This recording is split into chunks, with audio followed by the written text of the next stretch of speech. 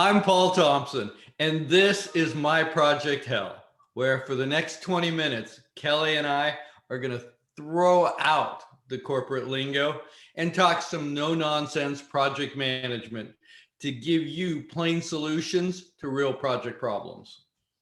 And I'm Kelly Schockler, and here's what we've got lined up for you today in our My Project Hell episode. So Paul and I are going to kick this one off by contemplating a project management hot topic, something we think is interesting and relevant to the project management world. And then we're hoping that there's something in there that you'll be able to take away for your own practice. After that, we've got a guest PM today lined up for Coach's Corner. And this is where we join hands with our guest PM and their current hell project situation that they're dealing with. And then Paul and I candidly offer up some suggested courses of action. And we base that off of our own tragedies and different drama our own experiences. mistakes, right? Yeah, our own mistakes, definitely.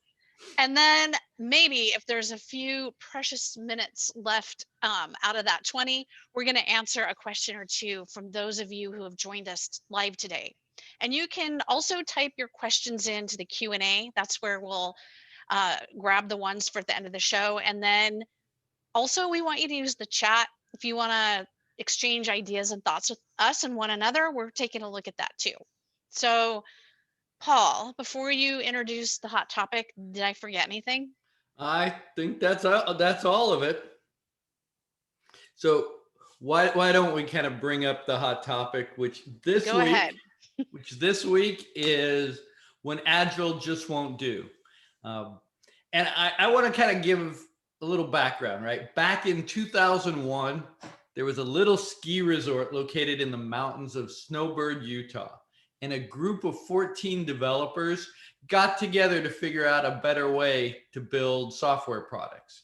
Now, these guys were pretty much against anything that hinted of conformity, and they very, very seldom agreed on much of anything. But what they did agree on were 4 key values, and those were choose communication over process and tools, build working components rather than create endless comprehensive documentation, involve customer in your collaboration versus turning everything into a contract negotiation, and respond to change over sticking to an immutable plan that's not going to work. Now, these 4 things, these 4 values became the cornerstone of the Agile Manifesto that changed pretty much software development and project management forever. But I think today, these values have been lost behind all the pomp and ceremony of the various frameworks and the training that are all touting how they have the greatest way to run a project. I think we've lost sometimes the focus on what it means to be agile and the value that it can have along with waterfall methodology. What do you think, Kelly? Well, I think we're in the 21st century now, right?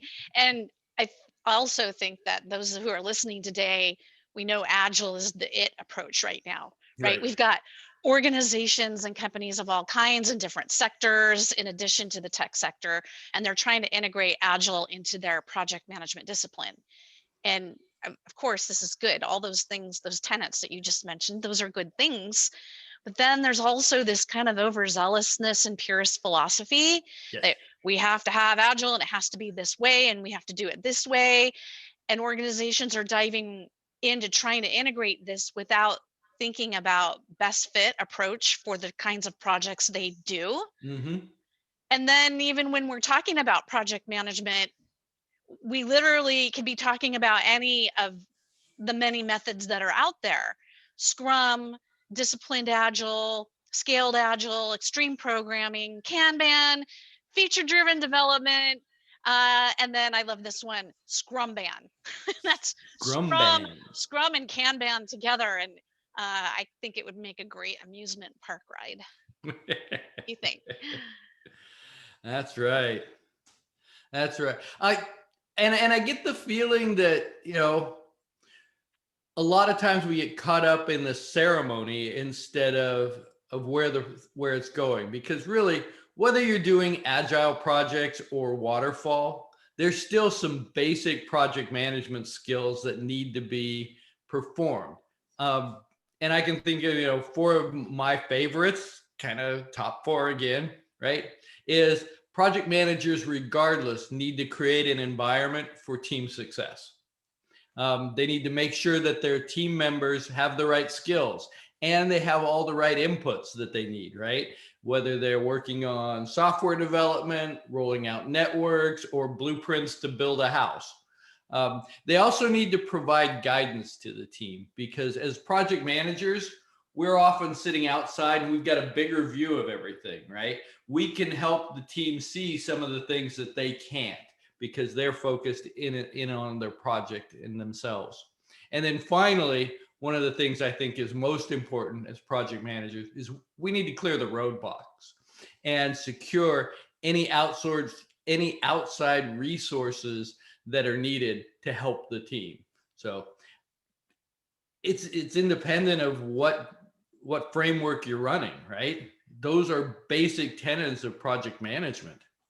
Yeah, and this isn't about trashing Agile at all. No. It's about thinking about when Agile just won't do, remembering that there are many ways to approach project management, that we need to pull the best practices from those approaches and consider what suits our organization, our team, the culture, the project type, and, understand that some projects just don't fit a pure Agile style.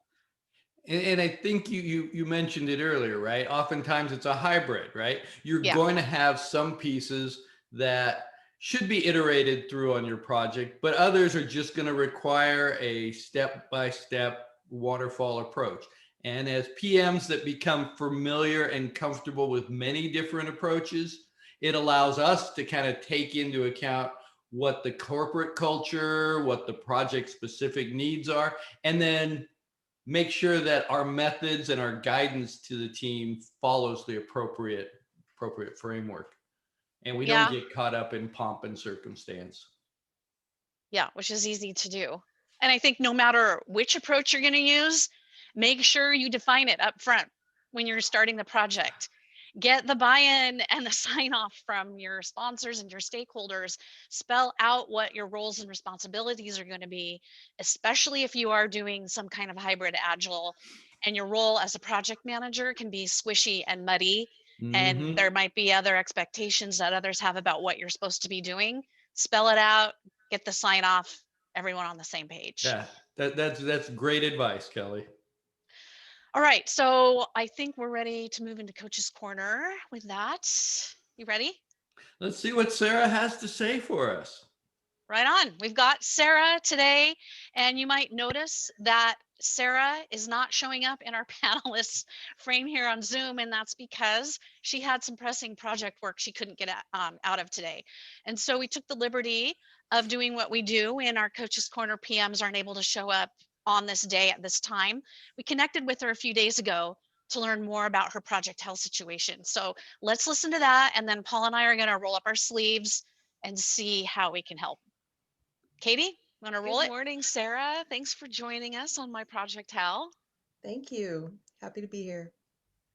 It's good that you made a little bit of time to do this with us. I know schedules as a project manager can get kind of hectic, so it's nice that you could jump on and pre-record and share with us what's going on. So what is going on? What's happening in your project, Hal?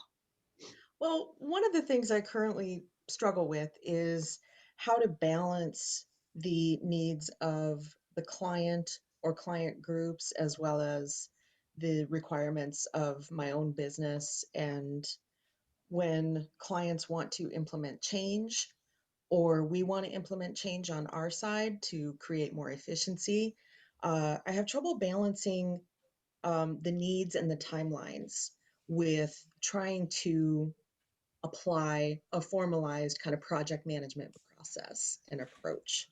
I want to go into um, deep dive understanding. I want to get educated on the process. What are the triggers or the milestones? How does change affect other things like data, reporting, billing, timelines. And so I tend to struggle with meeting those timelines or getting enough time with the client. I want to have conversations and develop the work and bring everyone along. Um, being third party and working with clients, I struggle with getting that kind of time with them. Mm. And also communicating that information to them. Like, I understand what you want. There's 7 things that need to be considered so that nothing breaks, right? We all want to be successful and we want to have a successful outcome or product. And so I tend to struggle with that. I think it, um, on one hand, it is frustrating and confusing on my part. And I think that on another level, it creates a perception that I am maybe struggling. So it's kind of a two-part piece, right? I don't want the perception that I'm struggling, but I want to Mhm. be able to um, do the work, do it accurately and efficiently. And so balancing that, how do you kind of skip around the process, or what are the options there? Those are things that I think about. Well, it seems reasonable that you would want to have all the information, right? Yeah. So tell us, what are you having to use a specific methodology or approach in the type of project management you're doing? No, and that's kind of one of the things too. It's really I'm given kind of a blue sky, go do it. Like bring your ideas, bring your thought process, but you don't have a ton of time to like Yeah. play with it very much, kind of thing.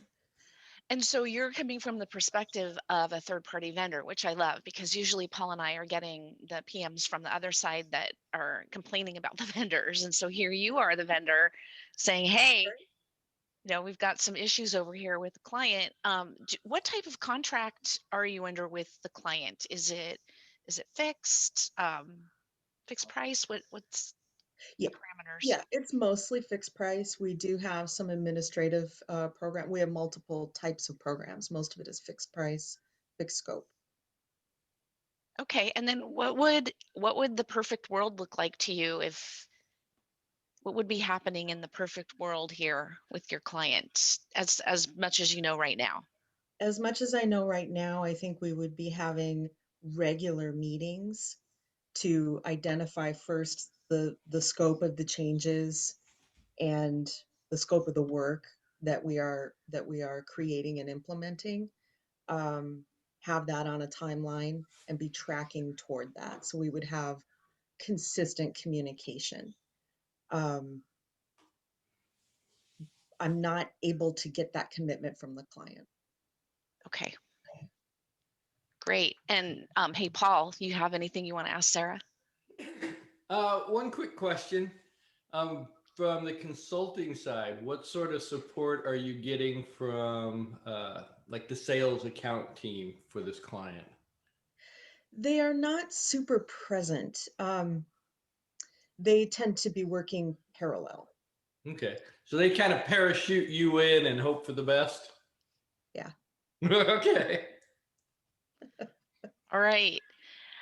Anything else you want to share, Sarah? Um, no, I think that's it.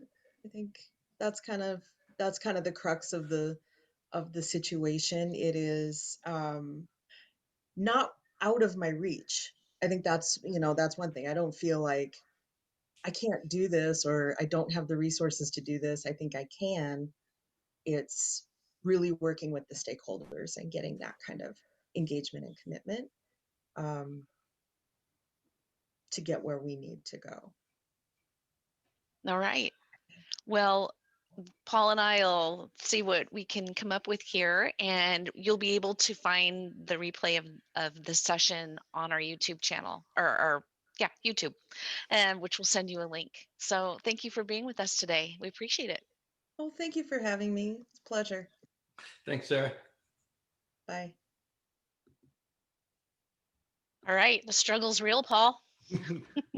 That's it. That's it. And I heard a number of things in there, and as I thought about it, I kind of want to talk about um, the balance I'm hearing between, you know, having enough information to make a decision, to move the ball forward, the risks associated with it. Because I think we all need to take risks in order to be successful.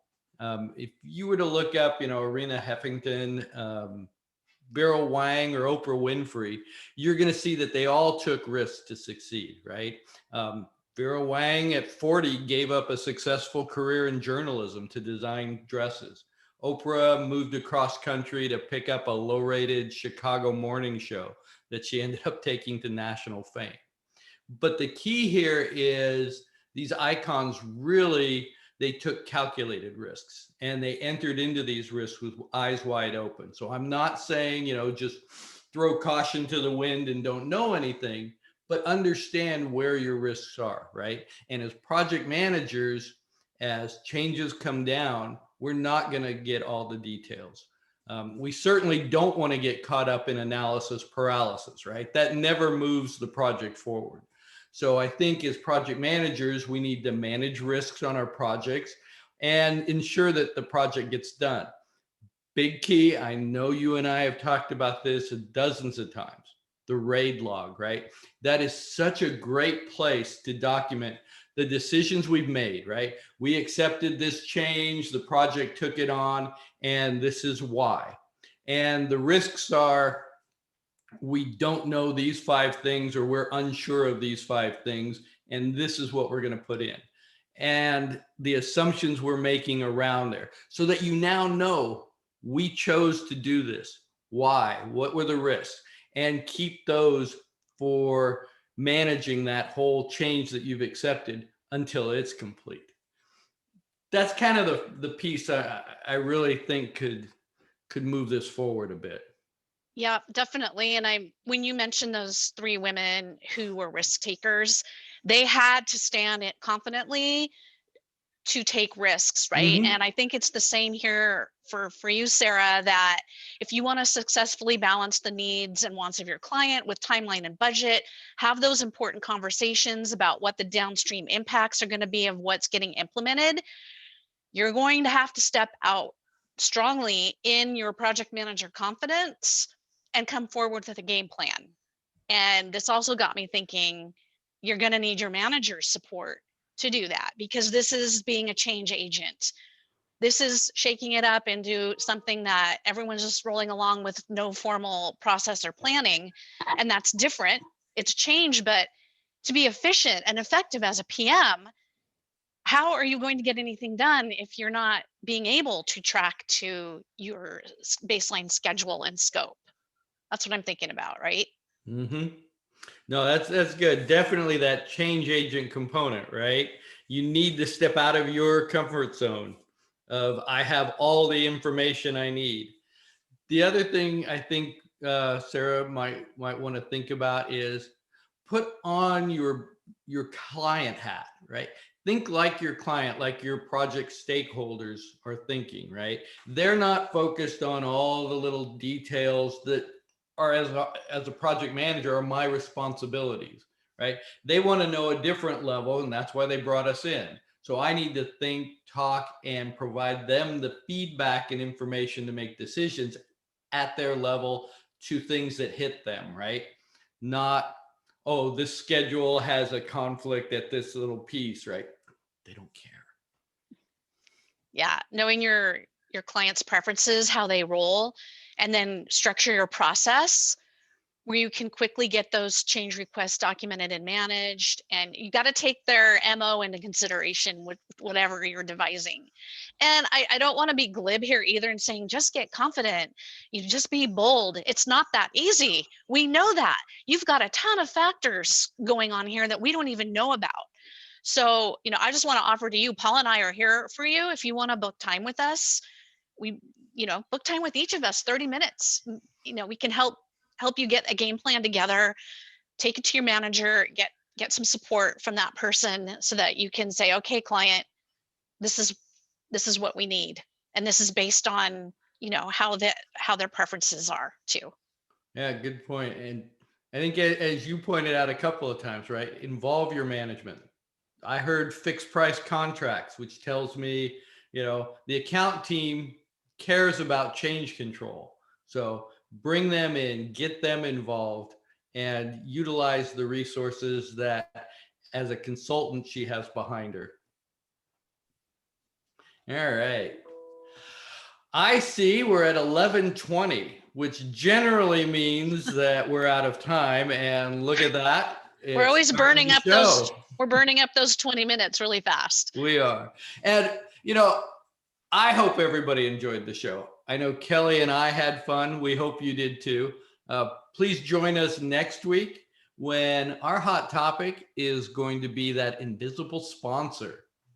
Ooh. And if you guys want to participate in Coach's Corner, drop us an email at myprojecthell@gmail.com.